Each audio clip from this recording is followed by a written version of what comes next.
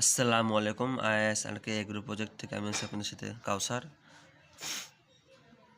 এখন যে বাচ্চাগুলো দেখছেন এগুলো হচ্ছে 2 দিন বয়স। 5টা বাচ্চা দিয়েছিল, বর্তমানে বাচ্চা 3টা আছে আর 2টা বাচ্চা মারা গেছে।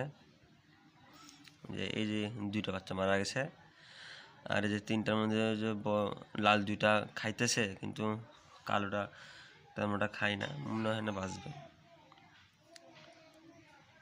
দেখা যাক, আল্লাহ ভরসা।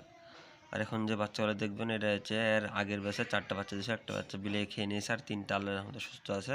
এগুলো বাচ্চা বয়স প্রায় আজকে 12 দিন, মাশাআল্লাহ ভালো আছে।